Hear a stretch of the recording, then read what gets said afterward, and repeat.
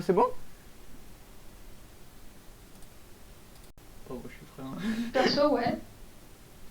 Donc, toutes mes connaissances sur la théorie des ensembles viennent de la vidéo 23 choses inutiles à propos de la théorie des ensembles. Ça va Attends, être fun. et c'était pas 23 choses inutiles à propos de la théorie des catégories, la vidéo? Oui, des catégories, pardon. Ça a c'est rien autre à chose. voir. Putain. Ah, ouf. Bon bah voilà, écoute, t'as plus que 23 choses à apprendre maintenant. Et c'est grave si on n'était pas là au cours de la dernière fois. C'était, en fait c'était des exos qu'on a fait. Ok, Ouais. ok, donc ça va. Mais Pas enfin, trop grave.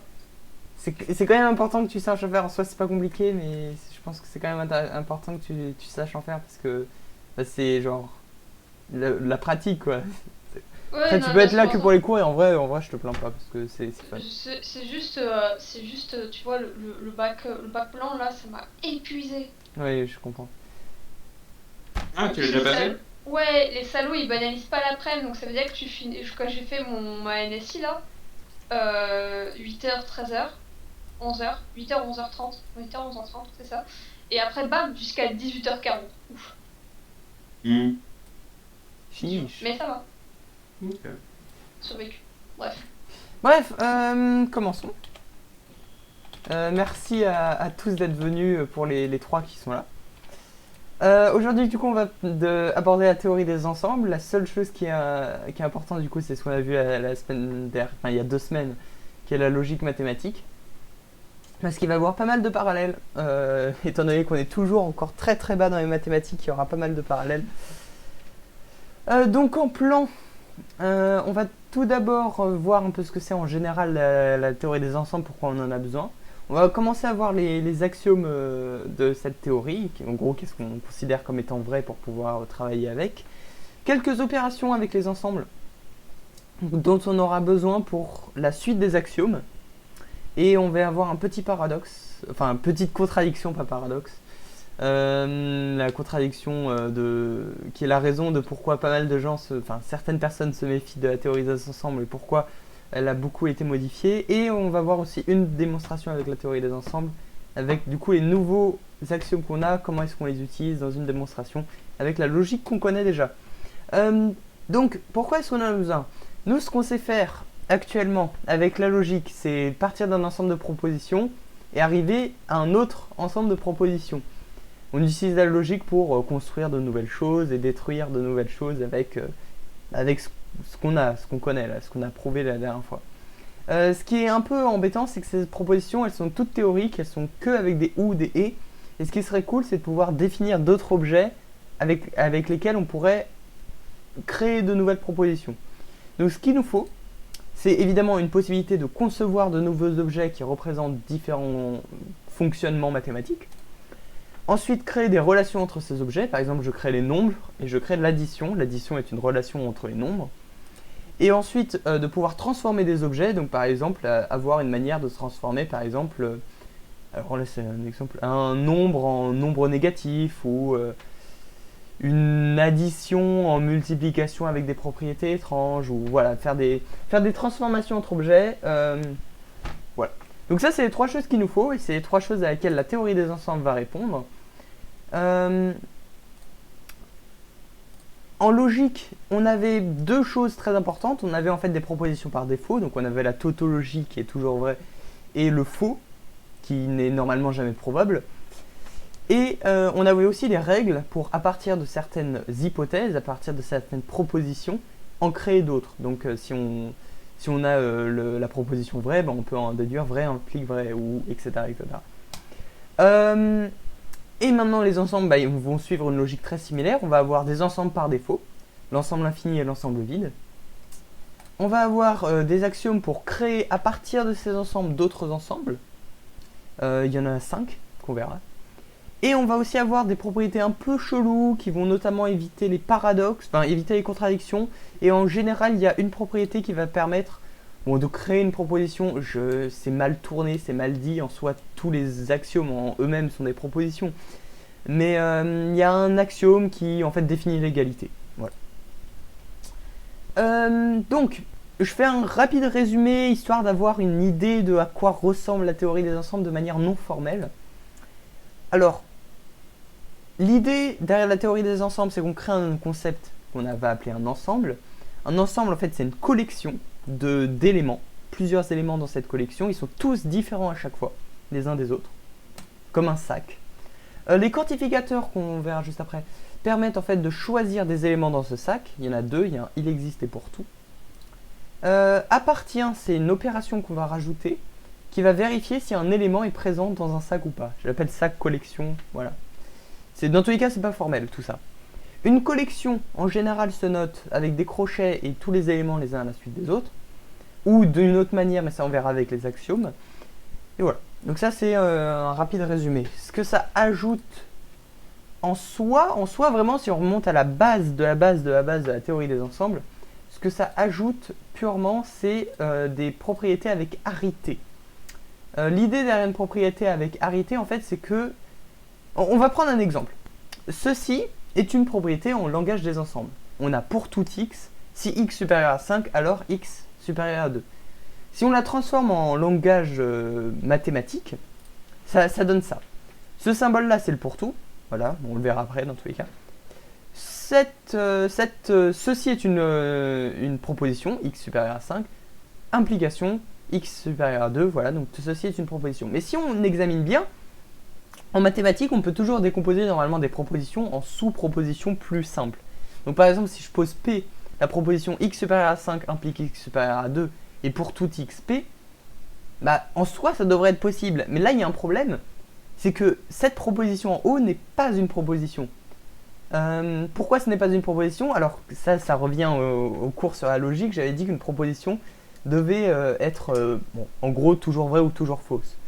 Bon, c'est toujours avoir une notion de vérité derrière. Sauf que là, x n'est pas défini. Ça pourrait très bien être vrai, ça pourrait très bien être faux, on n'en a aucune idée. En fait, ce qu'on va inventer, c'est des propositions qui vont dépendre d'une valeur. Donc là, cette proposition en haut n'est pas toujours vrai ou toujours faux, ça dépend du contexte, et le contexte, c'est ce x. Et ce x, après, on va utiliser cette proposition qu'on dit qui a une arité de 1, parce qu'elle prend un seul argument dedans, et on va dire que pour tout x, p de x est vrai. Ça veut dire que ceci est vrai, quel que soit le x. Mais on pourrait très bien dire, il n'existe qu'un seul x où p de x est vrai.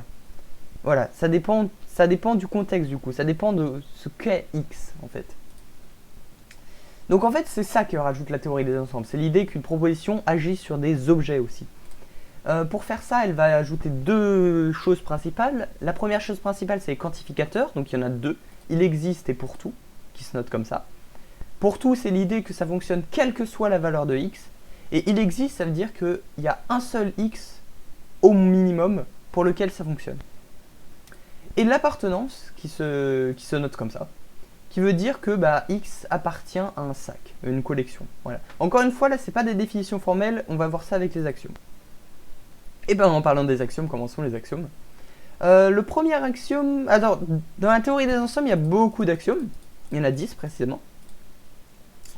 Dans la théorie des ensembles qui s'appelle Z, qui a été inventée par Zerlando, je crois, il y avait ces axiomes-là, ils sont composés juste de ces axiomes-là.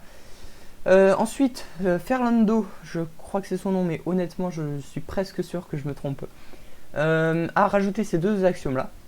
Et ensuite, il y a un axiome qui est un peu critiqué pour certains mathématiciens, qui est l'axiome du choix, donc on le met à part, et ça devient ZFC, comme théorie des ensembles. Voilà. Donc ça, c'est trois groupes d'axiomes qu'on utilise dans la théorie des ensembles. On peut les répartir en plusieurs catégories. Là, ceux que j'ai mis en jaune, c'est ceux qui permettent de, à partir d'ensembles créer un autre. Les axiomes en vert, c'est ceux qui définissent des ensembles par défaut. Donc je vous avais dit qu'il y en avait deux, l'ensemble vide et l'infini, et ça tombe bien, c'est les deux qu'on voit ici. Et le rouge, c'est un peu le principal, c'est la définition de l'égalité. Et d'ailleurs, c'est le premier qu'on va voir. L'axiome d'extensionnalité, en fait, va définir du coup l'égalité entre deux sacs. Pourquoi? Parce que l'égalité, c'est une des opérations les plus importantes des mathématiques. Donc dans la théorie des ensembles aussi, quelque chose qui est clair, vu qu'on définit nos axiomes avec des ensembles et des objets et l'appartenance et tout ça, c'est la seule chose qui existe. Tout est un ensemble. tout ce qui n'est pas de la logique est un ensemble. Il faut aussi se mettre ça dans la claire. Les fonctions sont des ensembles. L'addition est un ensemble, parce que c'est une fonction, parce que... Bon, bref. Les nombres, évidemment, sont des ensembles, mais même 1 est un ensemble. 1 est l'ensemble contenant l'ensemble vide, union, l'ensemble contenant l'ensemble vide. Bref, on va voir ça après. Ceci est l'axiome d'extensionnalité. Donc déjà, on peut remarquer qu'on reconnaît les petites choses qu'on avait vues, les pour tout. Donc ici, on définit deux variables, a et b. Et donc cette propriété est vraie, quelles que soient les valeurs de a et de b. Que dit cette propriété? En gros, elle dit que a est égal à b si, pour tout x, x appartient à a est équivalent à x appartient à b. En soi, en théorie, on n'a jamais besoin de comprendre ce que ça représente en vrai pour faire des preuves avec ça, mais c'est juste tellement impossible d'arriver à faire des preuves sans se mettre dans la tête ce que ça représente que je vais quand même vous l'expliquer. En gros, tout simplement, deux ensembles sont égaux s'ils contiennent les mêmes éléments. Si pour tout élément contenu dans l'un, alors il est contenu dans l'autre, et pour tout élément contenu dans l'autre, alors il est contenu dans l'un, je vous rappelle que c'est une équivalence, ça veut dire que les deux éléments sont égaux, les deux ensembles sont égaux. Donc ça définit l'égalité. Deux ensembles sont égaux s'ils contiennent les mêmes éléments. Parfait. Voici un petit exemple. Alors, on n'a pas encore vu cette notation-là, c'est normal, c'est l'axiome par compréhension. Non, pardon, oui, c'est l'axiome par compréhension. Mais, en gros, ce que dit ça, cet ensemble-là, il contient les éléments 2, 3, 4. Cet ensemble-là, bah, on peut vérifier si 2 appartient à cet élément, on voit que 2 appartient à celui-là, 3 appartient à cet élément, 3 appartient à celui-là, 4 appartient à cet ensemble, 4 appartient à celui-là. Et respectivement, on a tous les entiers naturels. J'explique pas la notation. La notation, ceci correspond à tous les nombres positifs entiers. Donc c'est 0, 1, 2, etc. etc. jusqu'à plus infini, exclu. Et donc, ici, cet ensemble-là représente tous les nombres naturels tels que le nombre en question soit entre 1 et 5 strictement. Et donc, on remarque que pour tous ces nombres-là, il y en a 3. C'est 2, 3 et 4 qui sont entre ces deux-là. Et on remarque que c'est les mêmes éléments contenus dans cet ensemble, donc ces deux ensembles sont égaux. Voilà, ils contiennent les mêmes éléments, donc ils sont égaux. Ce qui serait intéressant, c'est de voir en général en mathématiques comment est définie l'égalité, que ce soit en théorie des ensembles ou autre. En général, l'égalité est définie avec deux choses. La substitution est la première. En gros, l'idée, c'est que si x est égal à y, n'importe quelle propriété qui est vraie sur x va aussi être vraie sur y, et n'importe quelle propriété qui va être vraie sur y va aussi être vraie sur x. En gros, si on a une propriété P de x et qu'on a x égale y, eh ben on peut avoir P de y. En gros, si j'ai la propriété par exemple x est supérieur à 5 et que j'ai x égale y, 8. Alors là, j'ai inversé. Oups. X est supérieur à 5, c'est mon P ici. Et x égale y, c'est celui-là. Si j'ai x est supérieur à 5 et mon x égale y, forcément, je peux en déduire que y est supérieur à 5. En gros, c'est ça l'idée. Toute propriété qui est vraie sur x, si x est égal à y, alors est vraie sur y. Ça, c'est la première règle un peu générale de l'égalité. Hein, c'est l'idée de la substitution. Une autre règle qui en général est vraie, quelle que soit l'égalité dans n'importe quel contexte en mathématiques, c'est la réflexivité. C'est l'idée que x est toujours égal à x. Bon, voilà. Alors en soi, ces règles ne sont pas des axiomes. C'est juste des règles, des sortes de traditions. On dit que l'égalité, c'est vraiment une opération qui, quel que soit le contexte en mathématiques, se doit de respecter ces deux règles assez basiques. Voilà, voilà. On a fait notre premier axiome. Je le rappelle, hein, deux ensembles sont égaux s'ils contiennent les mêmes éléments. On va voir maintenant des axiomes pour créer d'autres ensembles à partir d'ensembles préexistants. Du coup, ça va introduire une nouvelle notation, qui est le il existe. On va voir vraiment la correspondance avec la logique vraiment un peu plus vers la fin. Mais il faut se dire que si on a une propriété avec un il existe C dedans, Si on a une propriété avec un il existe C qui est vrai, et ben on peut poser notre C, on peut dire qu'il existe, enfin, on a littéralement dit qu'il existe ici, et on sait que C respecte cette propriété. En gros, c'est ça qu'on fait dans les preuves. Bref, l'axiome de la paire, le voilà. Est-ce que quelqu'un veut essayer de le lire? Vas-y, vas-y. Pour tout A, pour tout B, il existe un C tel que pour tout X, X appartient à C si et seulement si X égale A ou X égale B. Exactement. C'est tout. Bravo. Bello. Ok. Allô. Ok. Qu'est-ce que ça veut dire? Quels que soient les éléments qu'on prend, si il existe un ensemble, tel ouais. que quel que soit quel que soit l'X qu'on prend, quel que soit le truc qu'on prend, si cet élément appartient à C, alors il est égal à A ou il est égal à B. Oui, bah là tu m'as redit le truc du coup. Non, bah, c'est pas compliqué en fait. Pour tout A, pour tout B, il existe un C en fait tel que C soit l'ensemble contenant A et B, tout simplement.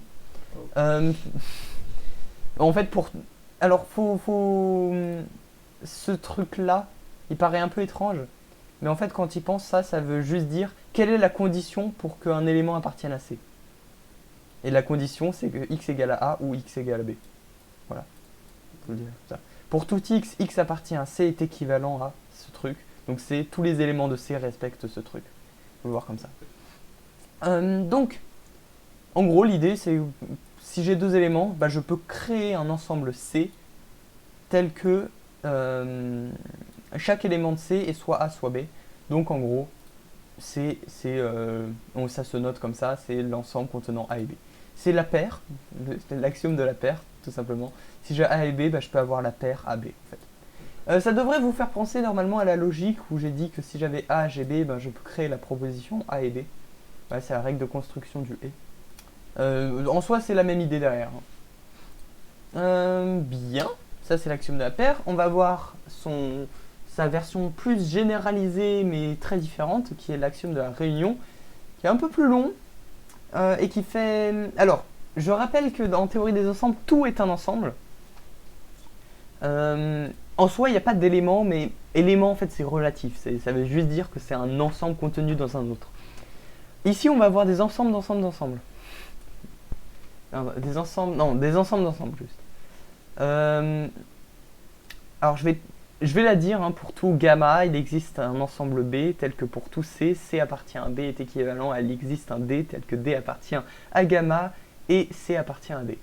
En gros, il existe, si j'ai un ensemble contenant plein de petits ensembles séparés, eh ben je peux créer un ensemble où tous les éléments séparés sont mis les uns à la suite des autres. En gros.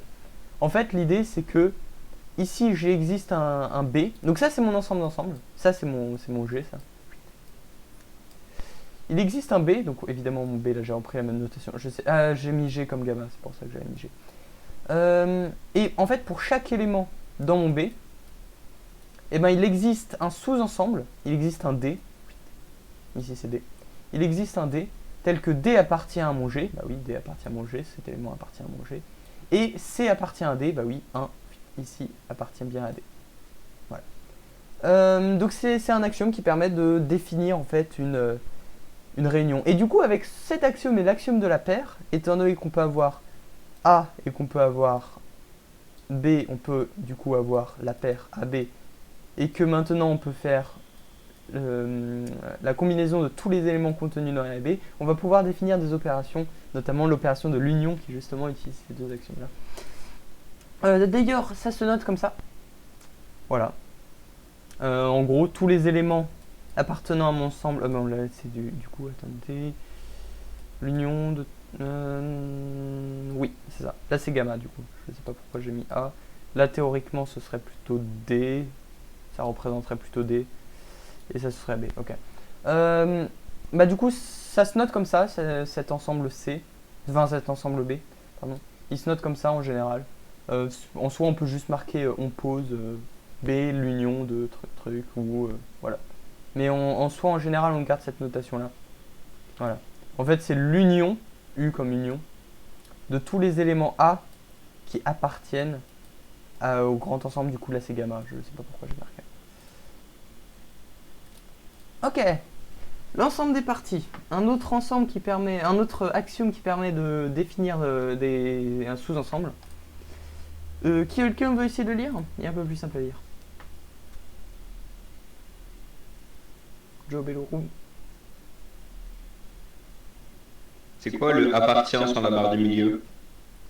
Ah bah oui, merde. Oui, il est étrange. Oui, pardon, j'ai pas défini ça. On a peur. Oui, vous avez bien raison. Juste lisez ça. Ok, alors il y a un X appartenant à grand A. Pour tout X, Ok. X appartenant à grand A implique X appartient à grand B. Je viens de remarquer qu'on vous entendait en double probablement sur le record. Oh, pas grave. bien. Non, ça devrait être réglé maintenant. Oui, pour tout X, X appartient à A implique X appartient à B. Est-ce que vous vous souvenez comment est-ce qu'on peut réécrire ça de manière plus simple? Non, ok, c'est pas grave. De manière plus simple, en général, on marque pour tout X appartenant à A, virgule. C'est plus rapide. Pourquoi? Parce que pour tout élément X appartient à A implique cet élément. En gros, ça veut dire que pour tous les éléments appartenant à A, ceci est vrai. Et pour tout le reste, c'est vrai aussi. Mais bon, bref. En gros, avant de définir... c'est pas l'axiome, ça. Ça, c'est pas l'axiome. C'est la définition de ceci. En fait, c'est pour ça que vous ne saviez pas le lire. C'est la définition. Ok, pas de souci. Donc, c'est la définition de ça. Donc, c'est normal que vous ayez pas du mal à le lire. L'axiome de l'ensemble de parties, en fait, utilise cette opération-là, qui est l'inclusion, qu'on définit comme le fait que si un élément appartient à A, alors forcément il appartient à B. Tout simplement. Donc, par exemple, on va donner un exemple. 2, 3, 4 fait partie de cet ensemble-là, parce qu'on retrouve le 2 ici, le 3 ici, et le 4 ici. L'idée de l'inclusion, c'est que donc chaque élément est présent dans l'autre ensemble. Voilà, ils sont inclus, de manière assez... Ouais. Un autre exemple, par exemple, l'ensemble des nombres premiers est inclus dans n, parce que l'ensemble des nombres premiers, 2, 3, 5, etc., bah, c'est tous des nombres naturels. Donc des nombres positifs sans virgule, je rappelle. Et donc l'ensemble des premiers fait partie des naturels. Ou encore, quelque chose d'un peu mieux, l'ensemble vide qu'on n'a pas encore défini mais qu'on définira après, c'est l'ensemble contenant aucun élément, fait partie de 1, 2, 3. En fait, pour être plus précis, l'ensemble vide fait partie de n'importe quel ensemble. Voilà. Alors, juste comment prouver ça? Tout simplement, pour tout x, x appartient à A, bah en fait x appartient à A, ce sera jamais vrai, vu que c'est l'ensemble vide. On verra dans l'axiome que justement, l'axiome c'est le fait que x n'appartient jamais à A. Et donc, bah, ceci est faux, donc l'implication est vraie. Et donc, quoi qu'il se passe, ça appartiendra à toujours B, quel que soit le B. Ok, donc l'inclusion, c'est l'idée que tous les éléments de A sont compris dans B. Et avec ça, on va définir du coup l'axiome de l'ensemble des parties. Le voilà. Alors, du coup, lui, il se dit inclus dans, ou compris dans, ou... voilà, enfin, l'idée dedans, quoi. Bellorum, tu veux essayer de le lire, du coup? Ouais. Ça se dit gamma, cette Pour lettre. tout... Ouais, je sais. Ok. Pour tout E, il y a un gamma. Pour tout A, A appartient à gamma, équivaut à A est inclus dans E. Parfait. Ouais, parfait. L'idée, en fait, c'est pas compliqué, c'est qu'il existe un ensemble contenant l'ensemble des parties. Oula, en fait, ça devient très compliqué dit comme ça. Je vais donner un exemple, c'est plus simple. Si j'ai un ensemble E, 4, 5, 6, comme ça, et ben je peux définir un ensemble qui est en fait toutes les possibilités avec les éléments de E. Donc par exemple, mon gamma ici, bah d'abord il y a la possibilité d'avoir juste un 4 seul, il y a la possibilité d'avoir juste un 5 seul, il y a la possibilité d'avoir juste un 6 seul, il y a la possibilité d'avoir un 4 et un 5, ici, la possibilité d'avoir un 5 et un 6, la possibilité d'avoir un 4 et un 6, la possibilité d'avoir 4, 5, 6, ou la possibilité de rien avoir. Il n'y a pas de notion d'ordre dans un ensemble. Non, il n'y a pas de notion d'ordre. Non, ordre, alors je sais pas ce que tu veux dire par ordre. Ordre en mathématiques, c'est des relations. Ordre binaire. Non, d'ordre, genre comme l'ordre dans un tableau. Ah non, non, non, il n'y a pas de Un, notion, deux, non, non, il n'y a pas de C'est notion comme une d'ordre. liste, C'est en pas liste. comme une liste ou c'est pas comme un NUplay. Un NUplay, il y a une notion d'ordre, mais il peut pas avoir une infinité d'éléments, et en fait, un NUplay, c'est fixé en termes de taille d'éléments. Un ensemble, c'est juste des éléments différents. C'est vraiment tout. Voilà, l'ensemble des parties, c'est l'idée de l'ensemble de toutes les combinaisons d'éléments qu'on peut faire avec notre ensemble E. C'est ça. Voilà, écoutez. On a cette petite propriété qui est sympathique. Tout d'abord, on remarque que l'ensemble vide sera toujours présent dans gamma. Parce que une des combinaisons qu'on peut toujours faire, c'est la combinaison nulle. Ça respecte la définition. A, ici, l'ensemble vide inclus dans gamma est équivalent à A partie de E. Si on revient à la définition de la partie, j'avais dit que l'ensemble vide était toujours partie dans E. Donc ceci va être vrai du coup. Donc l'ensemble vide fait toujours partie de gamma. Et on a aussi toujours E qui appartient à ces parties de E. Oui, du coup on note P. Hein. Voilà, on note P comme ça. Les parties. Là j'ai noté gamma parce que c'est juste ce que j'ai utilisé dans ce qui est utilisé dans l'axiome. Mais en soi ça se note P. Il y aura toujours l'ensemble E qui fait partie de ces parties. Qui fait partie de ces parties, merci. Pourquoi? Parce que E est toujours inclus dans E. C'est une propriété qui est vraie. Si on retourne à la définition, pour tous les x, si on veut tester si E est partie dans E, on retourne à la définition, on met les A et B est égal à E, et on voit bien que ceci est toujours vrai. Hein. X appartient à E implique X appartient à E. C'est même une tautologie assez basique, A implique A. Mais du coup, c'est quoi la différence entre l'appartenance et l'inclusion? L'inclusion, par exemple là, j'ai 4 qui appartient à E, mais j'ai pas 4 qui fait partie de E. J'ai l'ensemble 4 qui fait partie de E. Parce que, en fait, l'appartenance, c'est un des éléments. L'inclusion, c'est un ensemble de combinaisons d'éléments.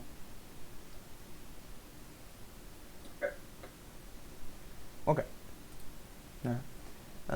Faut bien se dire que A partie de E aussi, c'est la même chose que dire que A appartient aux parties de E. Voilà, je préfère le noter. Les P de E, ça nous donne l'ensemble des parties. Et donc si A appartient à l'ensemble des parties, A est une partie. Voilà, c'est un peu cette propriété en fait. Ok, donc ça c'est l'ensemble des parties. Donc on a vu 3 choses. On a vu la paire, qui permet de créer une paire d'éléments. On a vu la réunion, qui permet d'avoir avec un ensemble d'ensembles juste, en gros, retirer les derniers crochets dans notre truc. Et l'ensemble des parties qui permet d'avoir toutes les combinaisons possibles avec un ensemble. Maintenant, ça va être deux choses qui sont un peu plus théoriques. Ça va être, comme vous pouvez le remarquer, un schéma d'axiomes, ce qui veut dire qu'il y a une infinité d'axiomes compris dans cet axiome. Pourquoi? Parce qu'en fait, on va faire avec tout P, toute propriété, et que notre symbole pour tout, ça ne marche pas avec des propriétés, ça marche qu'avec des ensembles. C'est la théorie des ensembles qu'on fait. Donc je vais la lire. Pour tout A, il existe un B tel que pour tout X, X appartient à B est équivalent à X appartient à A et P de X. Qu'est-ce que ça veut dire? Donc la dernière fois, on avait vu que ça voulait en gros expliciter les éléments de B, les éléments appartenant à l'ensemble B. Pour tout X, X appartient à B est équivalent à cette propriété, donc tous les éléments de B respectent cette propriété. En gros, l'idée, c'est que si on a une propriété, donc par exemple, et vous remarquez que c'est une propriété avec des parenthèses, c'est une propriété avec arité. Et donc là, par exemple, ceci est une propriété avec arité, x supérieur à 5. C'est une propriété qui en soi n'est pas une proposition, mais enfin je dis propriété, proposition, alors je crois qu'il y a une différence, mais là je n'ai pas le niveau pour vous dire la différence. Ceci est une proposition avec une arité de 1 qui a besoin du coup d'un x. Et l'idée c'est que si on a une proposition qui est en fonction justement de ça, un petit x, en fait on peut construire un ensemble qui respecte cette proposition et qui est partie d'un autre ensemble. En gros, on va pas s'embêter, ça se note comme ça. C'est tous les x appartenant à A tels que P de x est vrai. Voilà. Si on veut vraiment résumer, c'est ça. Un petit exemple assez simple. Donc R, ça veut dire tous les nombres possibles. Là, on prend les nombres à virgule, on prend pi, on prend e, on prend racine de 2, on prend les nombres négatifs, on les prend tous. R, c'est tous les nombres possibles, c'est tous les nombres réels, on dit. Et donc cet ensemble-là, ça va être tous les nombres réels, tous les nombres possibles, tels que x carré est égal à 1. X carré égale à 1 ici, c'est notre propriété en fonction de x. Ça, c'est notre ensemble A. Hop, notre ensemble B, c'est ce qu'on obtient dans notre définition. Si on retourne... Alors, je crois que je les avais appelés A et B, c'est ce qui me semblait faire le plus de sens. Oui, c'est ça. Ici, là, on a B égale ça. Voilà. Ok. Et... du coup, ça, cet ensemble-là, ça va être l'ensemble de tous les nombres tels que le nombre au carré est égal à 1. Et donc, vous connaissez probablement à quoi il est égal. C'est moins 1, exactement. Ok. Et d'ailleurs, comment on peut vérifier cette égalité? En testant, avec l'axiome d'extensionnalité qui définit l'égalité entre deux ensembles. Deux ensembles sont égaux s'ils contiennent les mêmes éléments. Donc, il faut vérifier si moins 1 appartient à cet ensemble. Donc, si moins 1 respecte cette proposition, c'est vrai.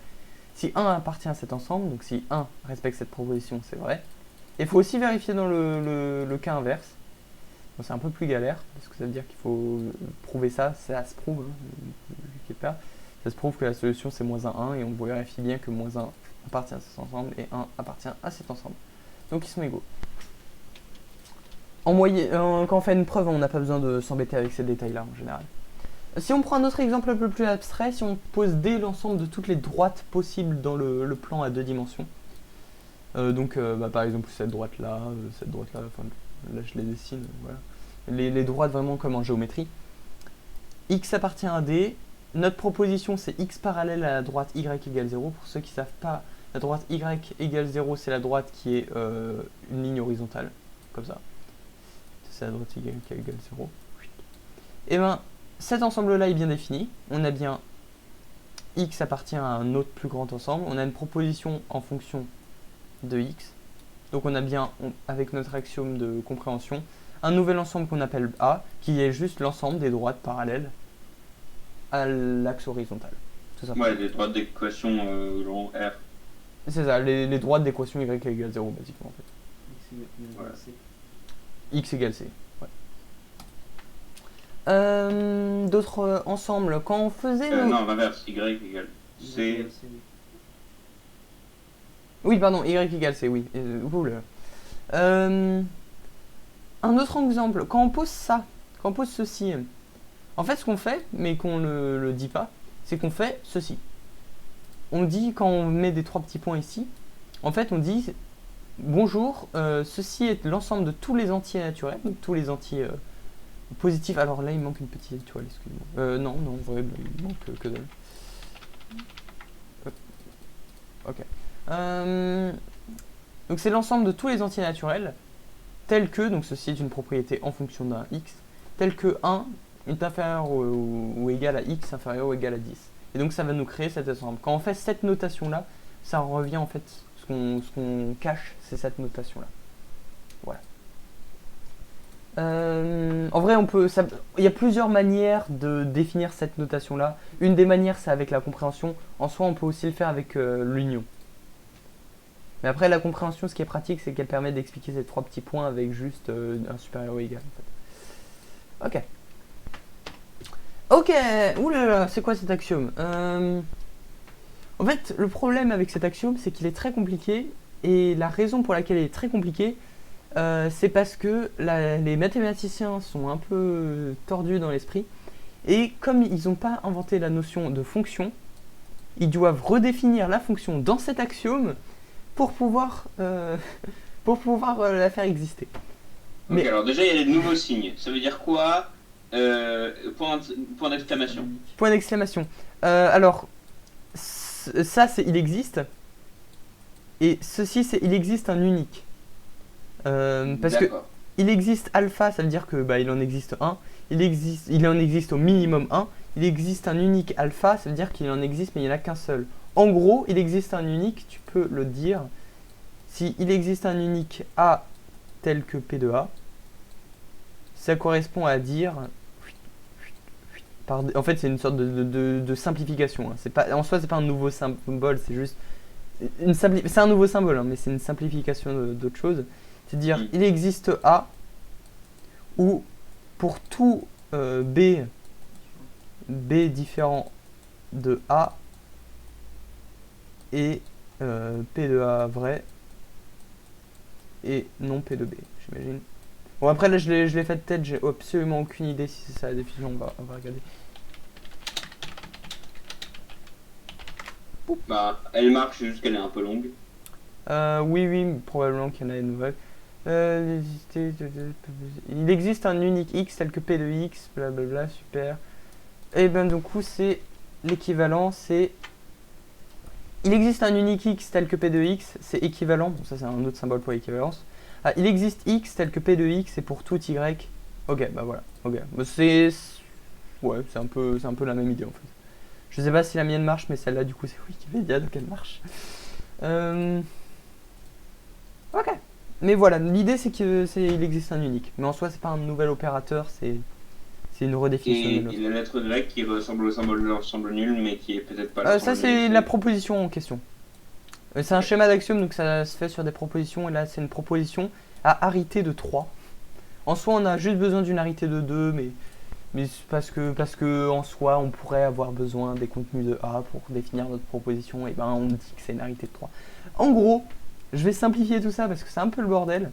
L'idée c'est que si on a une fonction, bon c'est pas défini les fonctions, ça c'est l'équivalent, enfin il y a une sous-définition des fonctions là-dedans. En fait, ça, c'est une sous-définition d'une fonction injective avec des propriétés. Mais on verra tout ça quand on fera les fonctions. Si on a une fonction, alors tout le monde ne sait pas ce que c'est qu'une fonction. L'idée, c'est qu'on remplace quelque chose par quelque chose d'autre. Donc ici, on remplace notre x par x plus 1. Donc en fait, on ajoute 1 à x. Une fonction, c'est quelque chose qui va prendre un objet et va le transformer. L'idée, c'est que si on a une fonction, eh ben, on peut définir du coup une propriété avec cette fonction comme ça. On peut définir un ensemble et du coup on peut définir ce que vaut les éléments de cet ensemble à travers la fonction. Donc si j'ai l'ensemble 3, 4 et que j'ai la propriété x égale à y plus 2, eh ben je peux avoir l'ensemble 5, 6. En fait 5 ici, 5 ici va être égal à 3 plus 2 et 6 ici va être égal à 4 plus 2. Ça reste toujours pas clair, ce sera plus simple écrit comme ça. Ça c'est la façon dont on le note. En gros c'est pour tous les éléments dans A, et ben j'ajoute 2 et j'en fais un ensemble. Voilà. Et donc ça, si notre A ici c'est 3, 4, et ben on va avoir B qui est égal à 5, 6. En fait, si on remarque bien, c'est très proche de l'axiome de compréhension. L'axiome de compréhension, c'est en gros, on choisit des éléments qui respectent une propriété, et ici, on transforme des éléments qui appartiennent à un ensemble par autre chose. Voilà. Ils sont très similaires. Si on fait un résumé de tous les axiomes pour construire de nouveaux ensembles qu'on a, les voilà tous. On a la réunion. Voilà, donc je pense que c'est ça je vous la donnerai en fiche parce que c'est très smart. Quand j'ai utilisé le petit symbole euro ici, en fait c'est appartient, c'est juste que j'avais la flemme de le copier-coller de internet. Donc l'ensemble de la paire, si j'ai A et B, moi, je peux créer un ensemble C qui est la paire des deux. La réunion, si j'ai un ensemble d'ensembles, et ben, je peux créer juste un ensemble contenant tous les éléments de chaque sous-ensemble. L'ensemble de parties, si j'ai A qui est un ensemble, et ben, je peux avoir l'ensemble de toutes les combinaisons possibles d'éléments de A. On remarque que si on fait la réunion des parties, on va se retomber avec l'ensemble de base. Voilà. Parce que chaque élément dans les parties appartiennent à A. Donc si on fait l'union de tous, eh ben, on va se retrouver en fait avec A par défaut. Mais on pourra le prouver. La compréhension, si j'ai A qui est un ensemble et que j'ai une propriété, eh ben, en fait je peux filtrer les éléments de A par ma propriété pour garder que ceux qui respectent la propriété. Par exemple, si j'ai l'ensemble 10 et 15 et que ma propriété c'est x différent de 10, eh ben, je vais juste avoir l'ensemble contenant l'élément 15.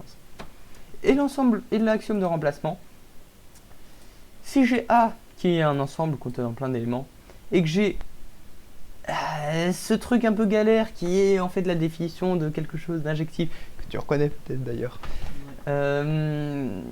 mais avec des propriétés, pas des fonctions ou applications comme vous voulez les appeler. En gros, je peux appliquer une fonction à chaque élément dans un ensemble.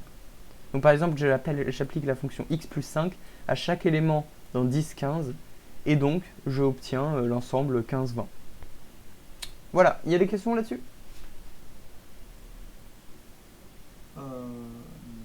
Ok. Non, nous, ce qu'on avait vu, c'était pour tout x prime, x et f de x égale f de x prime implique x égale x prime. Ouais, bah ça c'est la même chose. Sauf qu'en plus on prend un autre paramètre parce que ça doit être injectif selon y. Ça veut dire que ce x là en fait respecte la propriété. C'est un peu galère, mais ok. Mais c'est ça l'idée. Bien, maintenant on va définir quelques opérations dont on a besoin pour la suite, pour d'autres axiomes. Tout d'abord, l'union. L'union A union B. Bonjour, ceci sont deux ensembles. L'union A union B, c'est égal à la réunion, l'axiome de la réunion, de la paire de A et B. Je vous avais dit, on pourra faire avec la réunion et la union, pas l'union, bref. Qu'est-ce que ça veut dire? Je vais donner des exemples parce que c'est bien plus simple avec des exemples, c'est bien plus simple que ce que ce charabia veut dire. En gros, l'union, c'est juste tous les éléments appartenant à l'un ou l'autre. Donc ici j'ai 1, 2, 3, ici j'ai 3, 4, 5, et donc l'union ça va être 1, 2, 3, 4, 5. Voilà. Il n'y a jamais d'éléments en double dans un ensemble, là, je vous rappelle que deux éléments sont égaux s'ils appartiennent au même... Enfin, pardon, non, qu'est-ce que je raconte? Non, deux éléments dans un ensemble sont toujours différents. En fait, sinon il n'y aurait pas vraiment de manière avec nos axiomes de les déterminer. En fait, c'est le fait que deux éléments sont toujours différents, ça a des conséquences au fait que dans les axiomes, on ne peut pas vraiment faire de différence entre deux éléments qui sont strictement identiques dans un ensemble. L'union, on a quelques propriétés. Tout d'abord, quel que soit l'ensemble, si on fait A union de l'ensemble vide, bah, ça reste A. On rajoute aucun élément à A. Si on fait A union B, c'est la même chose que... oui, A union B est la même chose que B union A. C'est la commutativité de l'union, je sais pas pourquoi j'ai écrit la même chose, oui. A union B est égal à A union B, merci Cyprien. Non, mais c'est commutatif, c'est A union B est égal à B union A. En soi, ça... Évidemment, t'as rien écrit de faux. Oui, j'ai rien écrit de faux, mais c'est pas très intéressant. Ça fait aucune erreur, tout va bien. En soi, on peut comprendre assez facilement pourquoi c'est le cas. L'axiome de la paire, on peut très bien intervertir ces deux-là. Du coup, bah, forcément, l'union, ça s'intervertit ici, et puis voilà, fini. Et la dernière chose, c'est cette propriété qu'on prouvera à la fin du cours. Pour chaque élément dans A union B, en fait l'élément soit appartient à A, soit appartient à B. Voilà. En soi, il peut appartenir aux deux, parce que je vous rappelle que le OU n'est jamais exclusif. Mais voilà, il appartient au minimum à un des deux. Cette propriété, on la prouvera à la fin, comme exemple. Vu que personne n'est là aux séances d'exercice, et ben je fais mes exercices dans le cours. Intersection, plus simple, vu qu'elle n'utilise pas les axiomes chelous, elle va juste utiliser l'axiome par compréhension. C'est tous les éléments de A qui appartiennent à B. Voilà. Pour tout x appartenant à A, tel que x appartient à B. Ce truc se dit tel que en soi à l'oral. Est-ce qu'on peut mettre 2 points à la place? Est-ce qu'on peut mettre 2 points à la place? Je sais qu'on peut mettre 3 points comme ça. Ou alors 3... Non, ça c'est des... Non, j'ai rien dit. Ouh là là là. Non. Mais alors on peut mettre une virgule. Je n'avais pas souvenir qu'on puisse mettre 2 points. Mais probable. Enfin, si tu le dis, en général ça reste compréhensible. Donc ouais. S'en fiche un peu. En gros, c'est tous les éléments qui appartiennent à A et à B. vu que c'est tous les éléments qui appartiennent à A, tel que l'élément appartient à B. Voici un exemple, là c'est con. Si j'ai 1, 2, 3, 4 et que j'ai 3, 4, 5, 6, bah, l'intersection ce sera juste 3, 4 parce que 3, 4 appartient là, là et appartient là, là. Et tous les autres éléments ils sont uniques à chacun des ensembles. Est-ce que j'ai un autre exemple? Non. Petite propriété intéressante. Si on fait l'intersection avec l'ensemble vide, bah, on a toujours l'ensemble vide parce qu'aucun élément n'appartient à l'ensemble vide. Donc bah, il n'y aura aucun élément qui appartient aux deux. Donc ce sera toujours ensemble vide. Ok, ce coup-ci je me suis pas trompé. C'est commutatif aussi. A inter B c'est B inter A. Pour le coup c'est un peu plus galère à prouver. Parce que ceci n'est pas forcément interchangeable. Ceci est une propriété en fonction de x. C'est pas en soi toujours un appartient. Mais en vrai c'est assez simple à prouver. Enfin ça reste assez simple. Ça on peut le réécrire avec l'axiome par compréhension avec un et puis c'est un peu fini. Et la dernière propriété, elle paraît intuitive. Tous les éléments qui appartiennent à l'intersection, ils appartiennent respectivement aux deux ensembles. Voilà. Oui, c'est ça. Alors, deux autres opérations qui sont très pratiques. La soustraction. Oui, la soustraction, de manière assez logique, ça s'écrit avec un slash. En gros, ça va être tous les éléments qui sont dans A, mais qui ne sont pas dans B. Voilà, donc c'est très similaire à l'intersection, où c'était les éléments qui appartiennent à A et appartiennent à B. Mais là, ça va être la soustraction, c'est les éléments qui appartiennent à A, mais qui n'appartiennent pas à B. Donc en gros, on retire tous les éléments de B aux éléments de A. Là, c'est pas commutatif. Là, c'est pas commutatif, en effet. 1, 2, 3, 4, si on retire 2 et 4, bah on retire 2, on retire 4, et il nous reste 1 et 3, en gros. Alors, pour ceux qui ne savent pas, n étoile, par définition, c'est ça le petit problème, mais bon, on s'en fiche.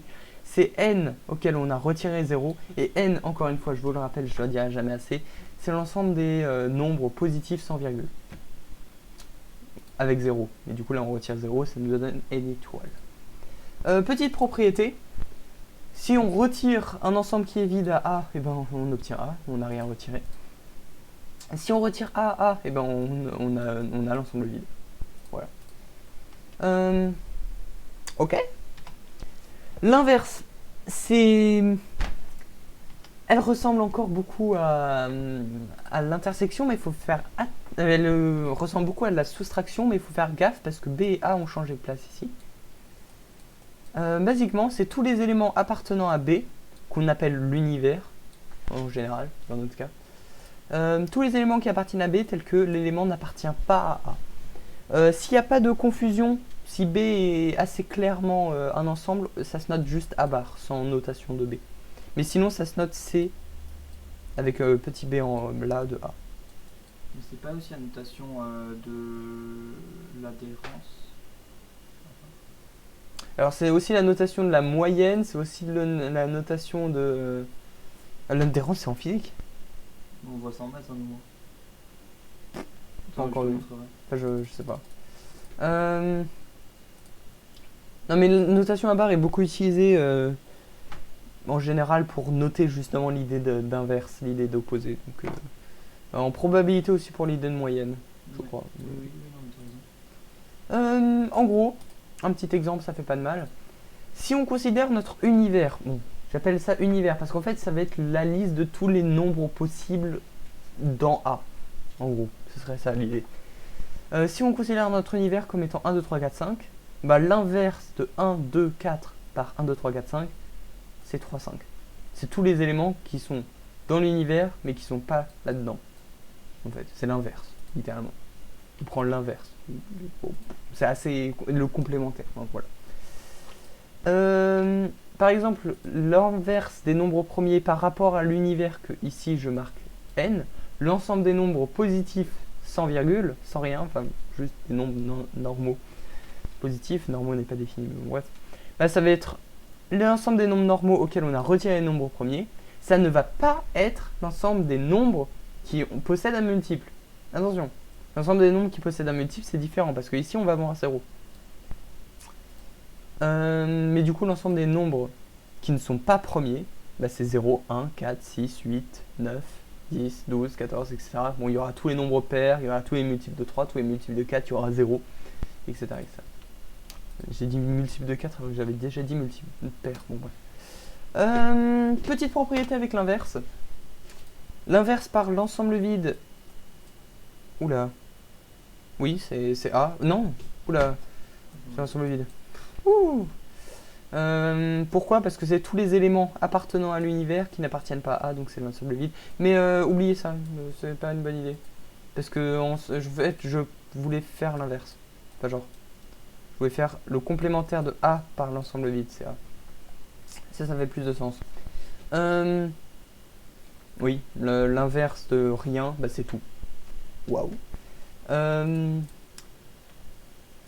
Ensuite, l'inverse de A inter B par, en gros, l'union des deux pour être sûr d'avoir tous les éléments, bah c'est A. Oui, c'est A union de B auquel on a retiré à A union de B. J'ai oublié de mettre des parenthèses là. On s'en fout. je vais le dire clairement, on s'en fout un peu de celle-là. Celle-là, elle est plus intéressante par contre. Pour ceux qui ont fait les exercices de la semaine dernière, vous vous souvenez qu'on avait la même chose avec la logique. On avait non A ou B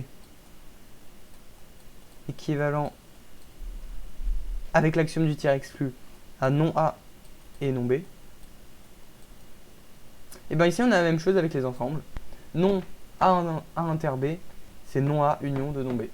Voilà.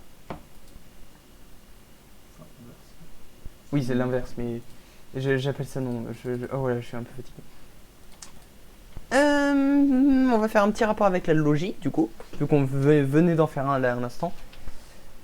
Donc on a le et, l'intersection. Très pratique. Ça en plus c'est symbole 16h45. Ok, d'accord. Le symbole ressemble un peu. C'est pratique. Je vous rappelle que le intersection, c'est quand il est présent dans l'un et dans l'autre. Donc en plus, il y a une petite connexion là, donc c'est pratique pour se souvenir.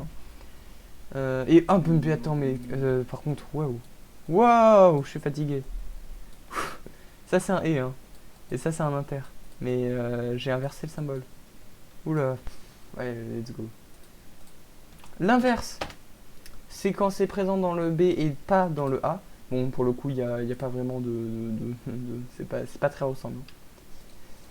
Et l'union, bah du coup, j'imagine que je les ai aussi inversés. Oui, j'ai inversé ces deux images. Gaffe. Bah pareil, c'est quand c'est présent dans l'un ou dans l'autre, ça se note comme un ou.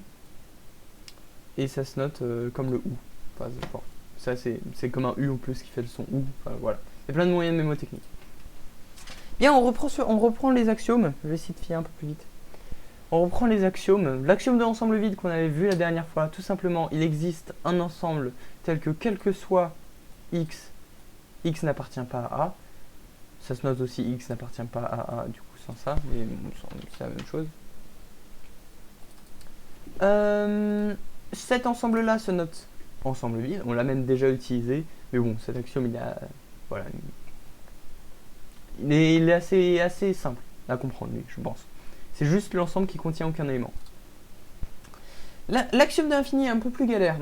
Donc au passage, vous voyez les priorités, les axiomes sont verts là. C'est des axiomes qui définissent des ensembles par défaut. Voici l'axiome de l'ensemble de l'infini. Il existe un y où l'ensemble vide appartient à y. Et pour tout x appartenant à y, x union singleton x. Singleton, c'est un ensemble contenant qu'un seul élément. Appartient à y. Encore une fois, je piqûre de rappel qui fait jamais de mal. Ceci, c'est la même chose que dire pour tout x appartenant à y, virgule. Voilà. Pour tout x appartient à y implique cette propriété est vraie. Ben pour tout x appartenant à y, cette propriété est vraie. Voici les trois premières itérations de l'ensemble que j'appelle oméga, que je crois qu'il s'appelle oméga par définition, mais je suis pas sûr.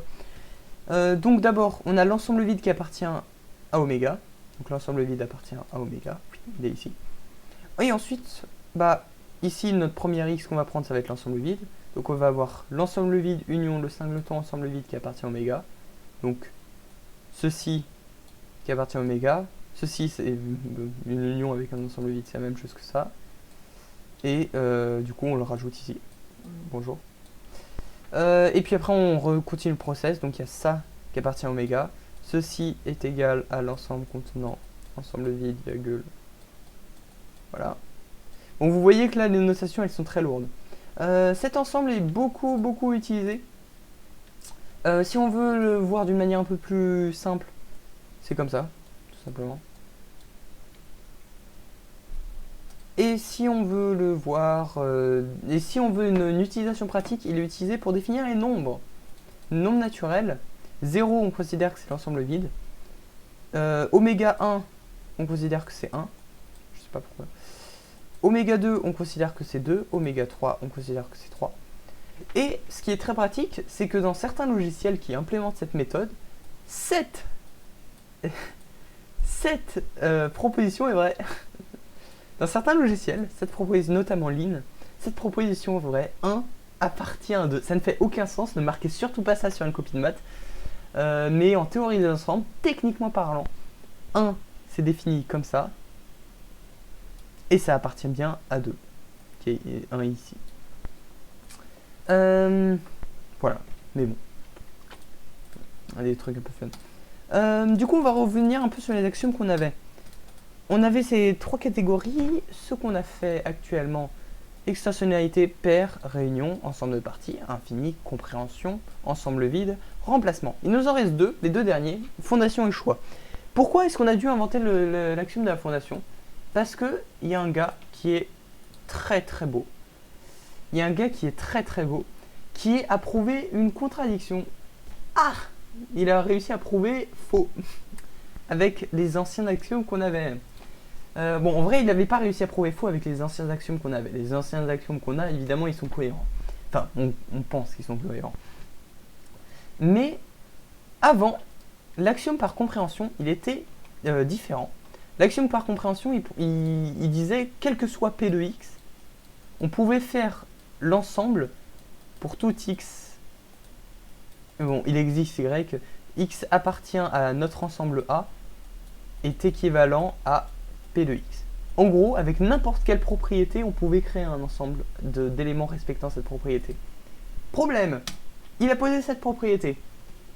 Il a posé l'ensemble des nombres, l'ensemble des ensembles, tel que il ne s'appartient pas à lui-même. Ok, d'accord, il a posé cet ensemble. Avant c'était possible, maintenant c'est plus possible parce qu'il faut dire x appartient à un autre ensemble dans notre schéma par truc. Mais avant c'était possible ça. Et il s'est dit, ok, du coup, est-ce que, supposons A appartient à A. Bah, vu que A appartient à A, bah A n'appartient pas à A. Vous sentez venir le truc. Si A n'appartient pas à A, et ben A appartient à A. Du coup, c'est une équivalence. Aïe, est-ce que ça vous titille un truc là? On a réussi à prouver que A équivaut à non A. Et je vous rappelle qu'on a réussi, ça c'était dans l'exercice, enfin le TD d'exercice, que A équivaut non A implique faux. Ça c'était le dernier exercice de notre séance de la semaine dernière. Et on sait que du coup, bah, il a réussi littéralement à prouver faux. Et c'est pas joli quand même de réussir à prouver faux. Du coup, qu'est-ce qu'on a fait? Du coup, maintenant, on a fait en sorte que ce x-là doit forcément appartenir à un autre ensemble. Et on a inventé l'axiome de la... Il y a 2 solutions qu'on a mis en place. Les classes qu'on utilise actuellement, je m'y connais pas beaucoup, mais je crois que le principe, c'est que quand on a une propriété ou un prédicat, c'est propriété, prédicat, proposition, bref. Quand on peut définir un ensemble qui est uniquement défini avec une proposition, mais dans ce cas-là, cet ensemble en lui-même ne peut pas appartenir à quoi que ce soit. En fait, c'est pas un ensemble, c'est une classe. Par exemple, la classe des fonctions continues ou la classe des singletons. Tous les ensembles contenant qu'un seul élément, c'est une classe des singletons, mais ce n'est pas un ensemble. On peut prendre un singleton qui appartient à cette classe, mais en soi, on peut pas... la classe en elle-même n'est pas un ensemble fermé. Et du coup, on ne peut pas utiliser les axiomes sur la classe. Mais je m'y connais pas beaucoup, donc j'y reviendrai peut-être un jour. Et les types, Les types, c'est une théorie qui a été fondée notamment dans ce livre qui est, moi, qu'est-ce que je l'aime. C'est basiquement 800 pages de preuves mathématiques écrites en langage informatique, vraiment. C'est genre super rigoureux, il n'y a pas plus rigoureux que ce livre.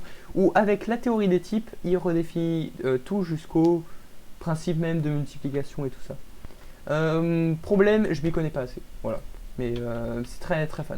Mais c'est une autre théorie qui répond à ce problème de paradoxe, enfin cette contradiction. Bref, nous ce qu'on va utiliser, c'est juste du coup notre schéma par compréhension là.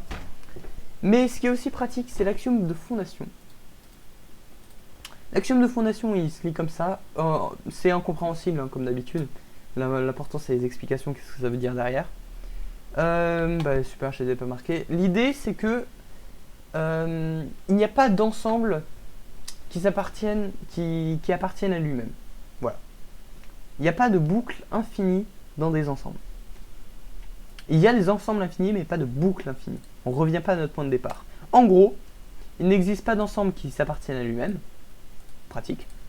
Il n'existe pas de série d'ensembles x1, x2, x3, tel que x0 appartient à x1, x1 appartient à x2, x2 appartient à truc, et tout ça appartient à x0. Il n'y a pas de boucle infinie d'ensemble qui s'appartiennent, comme ça. Voilà, c'est pour les propriétés. Fondation, c'est ça. L'axiome du choix aussi, un peu controversé. Quand je vous avais expliqué la logique, je vous avais d'abord expliqué le raisonnement, le raisonnement déductif, voilà, A et B, etc., avec toutes les règles. Ça, c'est ce qui s'appelle la logique intuitionniste. On a rajouté l'axiome du tiers exclu. Oula, j'ai failli écrire une bêtise. A ou non, P ou non P, l'axiome du tiers exclu. On a rajouté cet axiome. Il est génial, il nous permet de faire des tables de vérité super pratiques et tout ça. Mais il est un peu trop controversé parce que est-ce que tout est vraiment vrai ou faux? C'est pas forcément intuitif, je veux dire, si quelque chose faux admet à une contradiction, est-ce que c'est vraiment forcément vrai? Bref, c'est pas très intuitif, c'est pour ça que les mathématiciens qui utilisent que les règles de déduction, ils utilisent la logique intuitionniste, et ce sont des intuitionnistes. Et l'axiome du choix est loin d'être intuitionniste, du coup, bah, ils les aiment pas. Et il y a des mathématiciens qui n'aiment pas l'axiome du choix.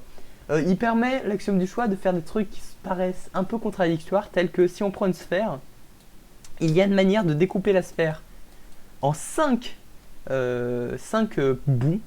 Et d'en reconstruire deux. Et de reconstruire 2 sphères avec le même nombre de points. Ouais. Si on J'ai prend entendu parler de ça, c'est... Ouais, c'est chelou.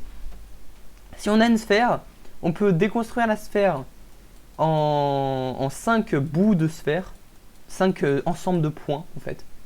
Et si on fait l'union de ces deux-là, ça nous donne à nouveau la sphère par défaut. Et si on fait l'union de ces trois, ça nous donne à nouveau la sphère par défaut. Ça paraît étrange, mais ça utilise l'axiome du choix. C'est pour ça que les intuitionnistes ne sont pas d'accord. L'axiome du choix, basiquement... Ouh, il fait mal. Ici, on peut voir qu'il y a une fonction. Ça pose pas problème parce qu'on a besoin de tous les axiomes précédents pour définir ce que c'est qu'une fonction. Mais on n'a pas besoin de l'axiome du choix pour définir ce que c'est qu'une fonction. Donc, mais en vrai, vu qu'on considère la sphère comme une infinité de points, genre, je suppose que ça peut se faire du moment qu'on a... Oui, c'est ça l'idée. L'idée, c'est qu'en fait, on prend une certaine infinité, on prend une autre infinité, on transforme la première infinité pour en refaire une sphère, et on transforme la deuxième infinité pour en refaire une sphère. C'est comme si je prenais tous les nombres pairs, tous les nombres impairs, tous les nombres pairs, je les divise par 2, tous les nombres impairs, je retire 1, je divise par 2, et j'ai eu n et j'ai 2n maintenant. Tu vois, c'est un peu ça l'idée. Par exemple de l'hôtel de l'hiver, je crois. Exactement, c'est sur le même principe. Mais l'infini, on verra à la séance prochaine. Non, Tanguy. Bref. L'idée de l'axiome du choix, c'est que si on a plein d'ensembles infinis, en fait, infini ou pas, hein, si j'ai plein d'ensembles, donc là, chaque sac ici est représenté, merci Wikipédia pour l'image, hein.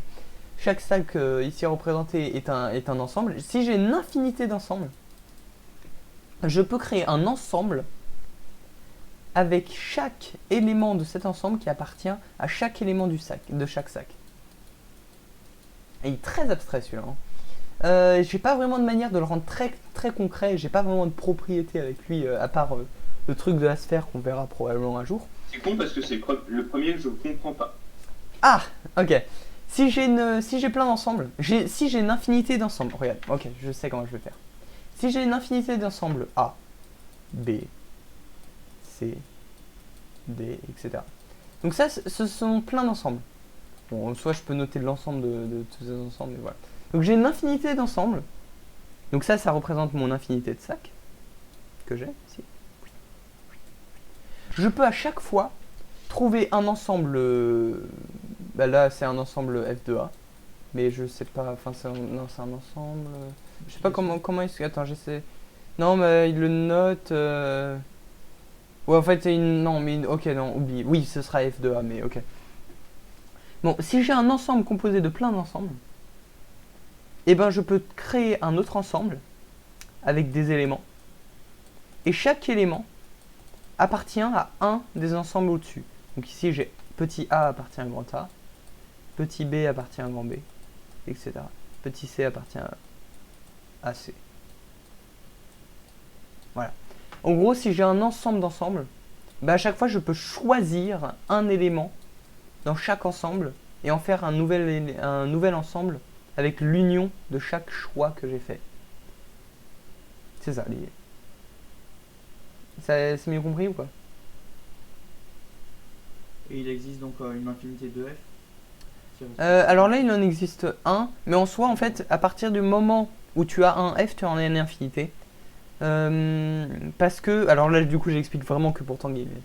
Parce que tu peux, à partir du moment où tu as créé cet ensemble avec tous les éléments appartenant à chaque fois à des éléments du plus gros de chaque ensemble, bref, bah tu peux faire la soustraction et redire qu'il y a un nouveau f et refaire cette opération.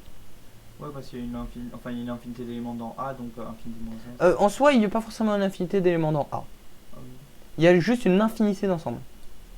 Ou pas. Mais le truc, c'est que s'il n'y a pas une infinité d'ensembles, t'as pas besoin de l'axiome du choix pour le faire.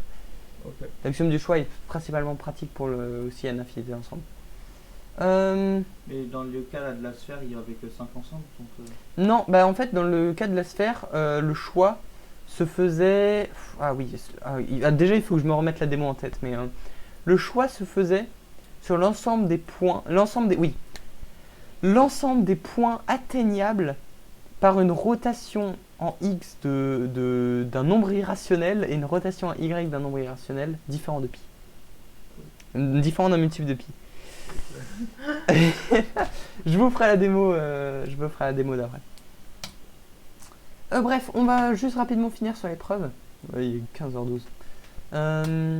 Alors on a vu 3 nouveaux termes, enfin non, on a vu 2 nouveaux termes, il existe pour tout. Et on va aussi inventer le soit, qui est en fait la définition. On va voir leur loi de destruction déjà, pour tout. Si on a pour tout x une propriété, si on a pour tout x p de x, qu'est-ce qu'on peut dire? Bah, alors là, je le note comme ça. Malheureusement, on ne pourra plus le noter comme ça, parce que là, ça devient trop galère avec ça. Mais on peut dire que p de x est vrai pour un alpha, n'importe. En gros, si j'ai une propriété qui est vraie pour tout x, et ben elle est notamment vraie pour n'importe quel x que je peux choisir. Voilà. Tout simplement. Donc par exemple, si j'ai pour tout x supérieur à 5 implique x supérieur à 3. Ok. Bah alors j'ai du coup 3 supérieur à 5 implique 3 supérieur à 3. Attends, qu'est-ce que j'ai fait? Oui, bah oui, c'est vrai, parce que ça c'est faux. Je vous rappelle, l'implication est vraie. Bon, ouais. Et 7 supérieur à 5 implique 7 supérieur à 3.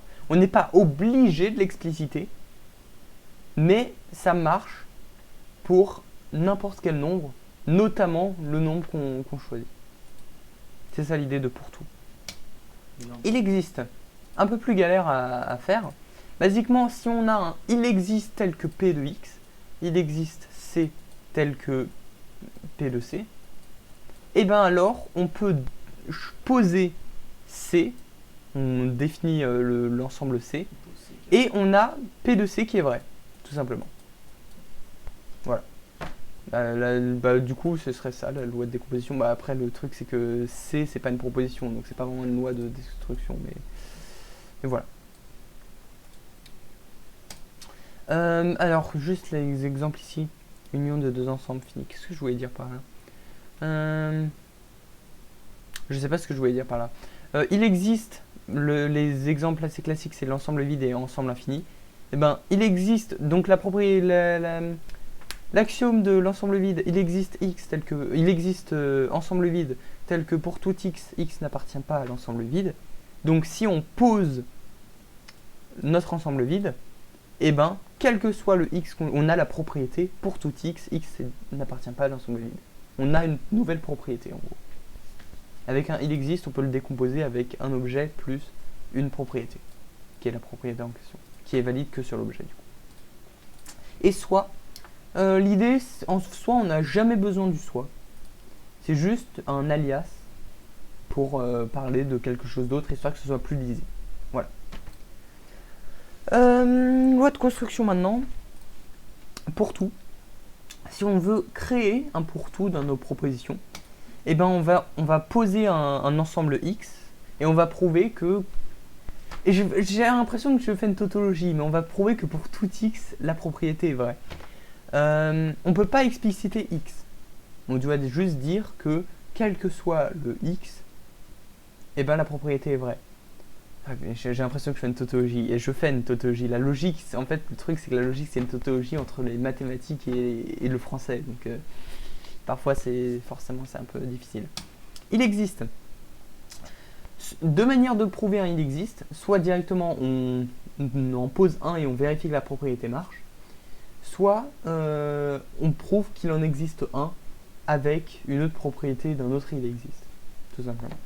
Donc par exemple, je peux dire il existe un ensemble où quel que soit x, il n'y a que 1 qui appartient à l'ensemble.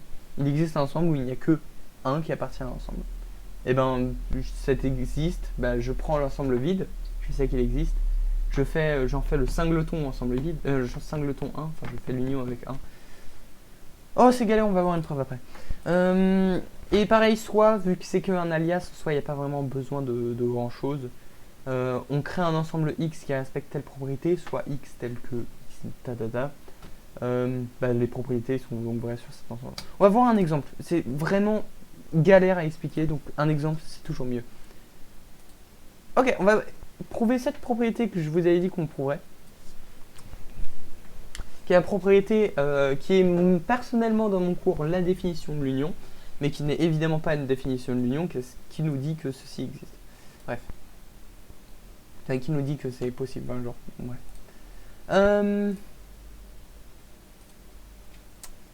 Bien, voici la preuve. Ceux qui ont fait le cours la semaine dernière vont normalement avoir quelques repères. Par exemple, ce supposons qui se termine avec... D'ailleurs, là, il me manque un donc. Voilà, j'ai un donc. Ce supposons qu'il y a là, ce soit x qui se transforme en pour tout x. Voilà, soit x devient pour tout x.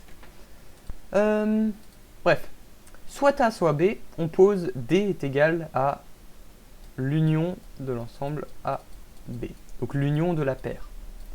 Alors là, ce que j'ai pas dit, c'est que il existe C qui est la paire de A et B, et il existe l'ensemble D qui est l'union de C.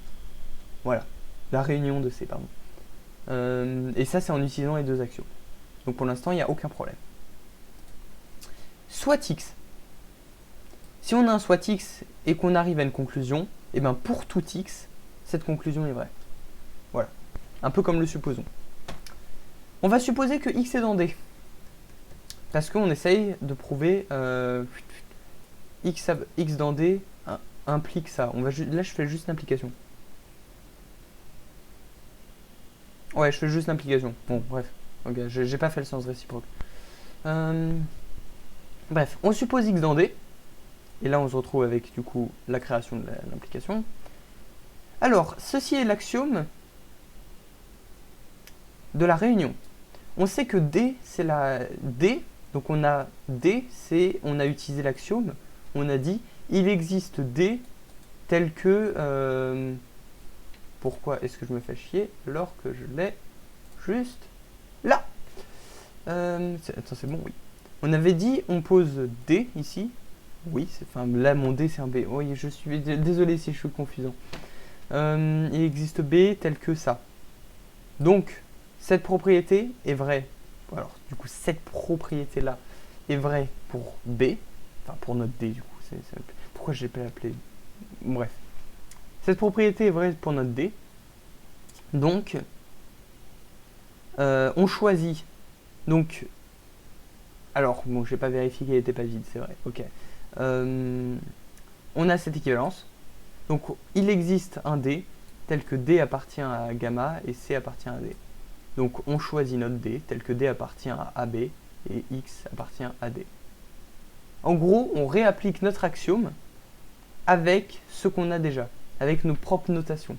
C'est pour ça que j'ai un peu des galères avec les notations, ça, c'est parce que c'est littéralement normalement le seul problème qu'on a en mathématiques, c'est les notations en fait. Voilà, en fait je sais pas si je suis compréhensible ou pas. Oui, si. Ça va Mélorum? Ça va. Ok. Bref, avec notre axiome de la réunion, on peut choisir un D qui respecte ça. Du coup, on sait que notre D, il respecte cette proposition. Ok, parfait. Maintenant, bah, c'est pas compliqué, on a un OU. Bon, bah, on sait quoi faire avec un OU. Ça implique un alpha, ça implique un alpha, donc alpha. Bah parfait, c'est exactement ce qu'on va faire. Si D appartient à A, alors X est dans A. Parce que X est dans D. Et que D égale A. Donc, je vous rappelle, là j'utilise l'axiome de l'extensionnalité. Deux éléments sont égaux s'ils contiennent les mêmes éléments. X est dans A, donc X est dans D, donc X est dans A. Axiome de l'extensionnalité. Ok. Donc on a X dans A, donc on peut créer le OU. X dans A ou X dans B. Ok. Et on fait le même raisonnement avec B. Tout simplement. Du coup, on a le OU, on a les deux implications. On peut donc créer ceci. Pratique. Juste, est-ce qu'on a besoin de mettre en choisit D tel que D appartient à B, X dans D? Parce qu'on ne peut pas directement mettre si X dans A, alors X dans A ou X dans B. Et si X dans B, alors... si X dans... Alors, si X dans A... Donc X dans A ou B, où je suis d'accord. Si X dans B, parce que là on fait les deux cas, parce qu'on sait que... Oui, mais on fait pas la réciproque. Là t'es en train de me prouver ce sens-là. Ouais, mais comme X dans D, alors X dans A ou X dans B. Oui, mais en fait là t'as juste changé ce sens-là. Hein. Du coup t'as inverti ces deux-là. Non, parce que là on a supposé qu'X est dans D. Et comme X dans... Non, on choisit X. Ah oui, là on suppose Oui. X dans D là. On avait juste supposé avant. Et donc comme X dans D, alors X dans A ou X dans B. Parce que Bah D c'est égale ça, le c'est nombre ce que de dit A ou B. cette phrase. Comme X dans D, X dans A ou X dans B. Ok. Mais on peut pas l'écrire. Ah, cela, ça fait une phrase en plus en fait. Oui, mais en fait, là je vous le fais vraiment avec les axiomes, vraiment Ok, la ouais. base de la base. Mais en soi, une preuve mathématique, on va jamais se faire chier pour quelque chose d'aussi trivial. Ça se fait en une ligne. Hein. Enfin, c'est vraiment, trivial, point. Fermé, on s'en fout. On fait pas des preuves qui sont si inintéressantes en soi. Mais c'est quand même intéressant de savoir comment ça fonctionne dans son cœur. On a cette conclusion, on avait supposé ça, donc ça implique ça. Du coup, pour tout x, on a notre conclusion. Voilà. Et du coup, voilà, bah, on a prouvé que si x est dans l'union, alors x est soit dans A ou x est soit dans B, tout simplement. Voilà à quoi ressemble une preuve. Là, c'est vraiment une preuve hardcore. Enfin, en soi, c'est même pas vraiment une preuve hardcore, parce que ici, j'ai pas expliqué pourquoi si D est égal à A, alors X est dans A. Hein, c'est parce qu'on a X dans A, X dans D, et qu'on a D égale A. Du coup, X dans A. Voilà. Mais en soi, c'est vraiment une preuve là très hardcore. Enfin, genre hardcore. Lol, on fait des maths. Hein. Mais voilà. Tiens, d'ailleurs, ça, c'est l'axiome de l'union. Oui, le ou. Ouais. Ouais. Ça, c'est l'axiome pour le couple, là, la paire. Bref. Bref, du coup, on a réussi à prouver notre truc. Et on est bien content. On a vu un exemple de preuve. On a vu les ensembles, union, intersection, soustraction, inverse. On a vu les axiomes. En soi, on n'a pas besoin de connaître les axiomes, on a juste besoin de savoir qu'est-ce qu'on peut faire avec des ensembles, juste les créer. Compréhension, basiquement. Il y a principalement compréhension et remplacement qui est utilisé. Tous les autres, en fait, maintenant qu'on a défini ça, on n'aura plus vraiment besoin de ça. Ça, c'est juste vraiment une généralité. Maintenant, vu qu'on a lui, on va presque toujours utiliser lui. Pareil, vu qu'on a A inter B, on va plus vraiment utiliser X appartient à A tel que X appartient à B. Genre. Ça fait plus beaucoup de sens de noter ça comme ça alors qu'on a une nouvelle petite notation très sympathique. Bref. Du coup, la semaine prochaine, ce sera des exercices là-dessus. On fera plus de preuves comme ça. On essayera de prouver un peu toutes les propriétés qu'on a vues là, que je vous ai un peu énoncé, un peu partout. Par exemple, alors pas avec l'axiome de fondation, on n'est pas non plus fou, mais on prouvera ce genre de truc. Là, on a un peu avec l'inverse, ces propriétés-là. Voilà, ça c'est des exemples. Voilà, c'est juste ce genre de truc, pas compliqué. Ok, voilà, des questions?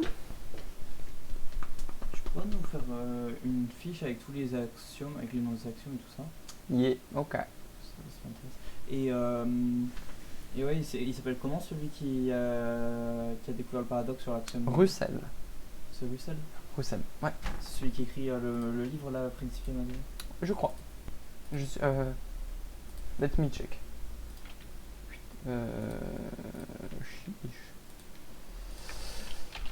J'y suis allé tellement longtemps sur cette page Wikipédia. Boum, développement, paradoxe, il est là, il est au bout des gars. L'axiome du choix, super. Théorie des classes. Alors voilà, il est là, paradoxe de Russell, ouais c'est ça. Ok. Et si je dis pas de bêtises, Russell... Bonjour monsieur. Qu'est-ce qu'il a écrit Principia Mathematica?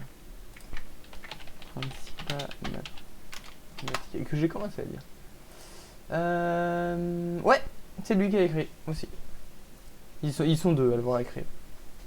Ah oui, j'ai souvenir qu'il y en avait un qui a... Oui. J'ai souvenir qu'ils étaient deux et qu'ils avaient fait des parties et tout ça. Tiens, ça c'est la preuve que 1 plus 1 égale 2. Oui. En Principia Mathematica. Alors, j'avais trouvé le bouquin à mon CDI. Et j'ai regardé dans le truc parce que je savais qu'il démontrait que 1 plus 1 est égal 2. J'ai vite arrêté. Non pas parce que j'étais découragé, mais j'avais pas le temps de le lire. Ça ne m'étonne pas. Quelque chose que je me souviens très rapidement. Ceci, si j'ai pas bêtis, c'est notre implication. Ça, c'est notre et, je crois. Ça, c'est évidemment notre équivalence. C'est l'équivalence, c'est la même notation. Ça, c'est donc. Ça, c'est notre donc. Ça, c'est juste le nom d'une propriété. Ça veut dire que... 1135, la propriété. Ok, on a les 4 directions du T, mais du coup... Enfin, 3 directions du T, mais du coup, le T dans l'autre sens du donc. J'imagine que c'est le donc, mais genre dans l'autre sens. C'est genre, au lieu d'avoir A donc B, et ben t'as... Voilà, A donc B, dans l'autre sens. Voilà. Genre, ce serait condition suffisante et nécessaire, ça, un petit peu comme ça.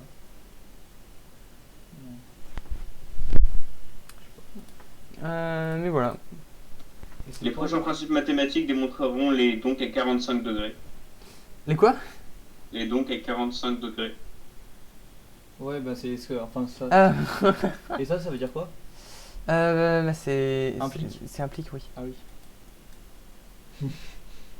Mais ça fait longtemps que je l'ai pas lu et pour être honnête, je sais qu'il y a une notation derrière, il y a une connotation derrière les points et les deux points Et basiquement, c'est ce qu'ils ont fait, c'est ils ont inventé un langage de programmation pour faire des preuves mathématiques et ils ont codé dedans pendant un livre et demi, quoi. C'est ça qui est très drôle. Bref, merci beaucoup d'avoir participé. Au final, il a duré 1h30. C'était super, merci beaucoup. Et la semaine prochaine, ouais.